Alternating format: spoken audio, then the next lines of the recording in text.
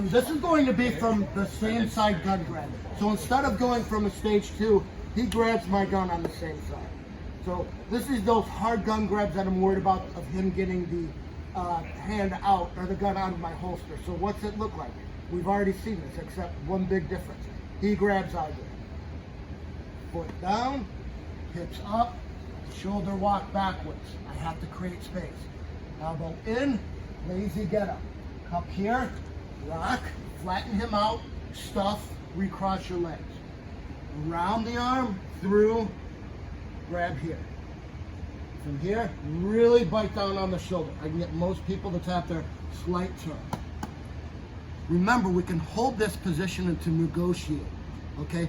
We're gonna attempt handcuffing procedures when we get back up there. I really don't care how this guy gets pulled off of me, all right, with the pile that's coming. But for rhyme or reason, if I wanna make this very easy, when that back up gets there, I lay my leg flat. Walk away from me, walk away from me, walk away from me. Hand to the small of the back, still keeping the lock. Let go of the lock, stuff the arm, knee on the outside of the tricep.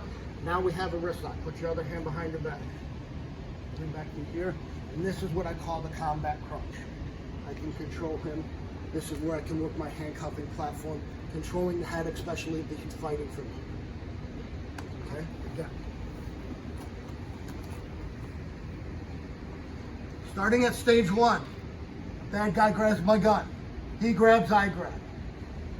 Feet down, hips up, shoulder walk. Lazy gouda, elbow in, rock up to the arm. Pull back, shoot your hips out, stuff. Around through, grab my wrist. Do not let this go. Pinch on the shoulder, turn to get the tap.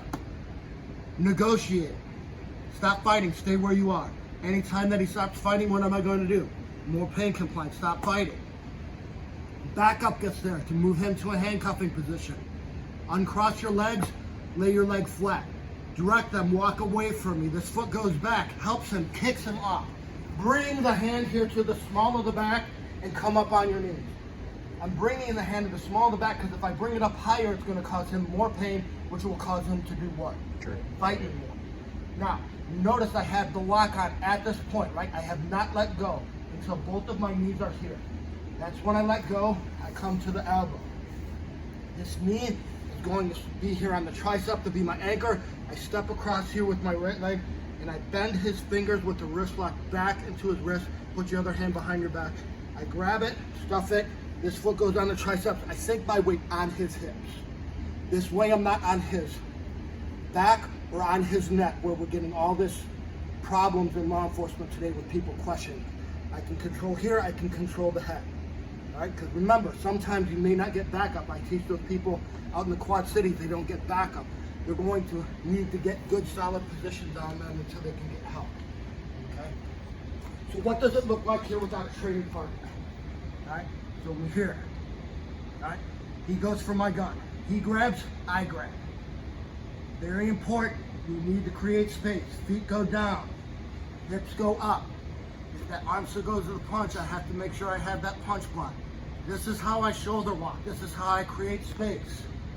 All right, boom, elbow in, lazy get up. I'm grabbing the outside of that tricep. I'm pulling, I'm keeping this connection here between my chest and his body. And I shoot my hips out at the same time.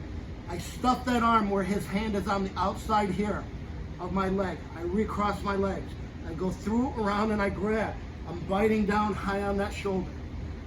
I turn my shoulder and my body, get the tap. Negotiate, to handcuff. I lay my leg flat. I direct him to walk away from me. This leg circles around as he's walking away. I kick. I keep this lock. I come to my knees. Hand is in the small of the back. This is where I let go. Common mistake. Come to the elbow, knee here on the outside of tricep, step across, my foot here is on the other side, and now I sit my weight back on his hips, and I can control his head and have my weight on his hips.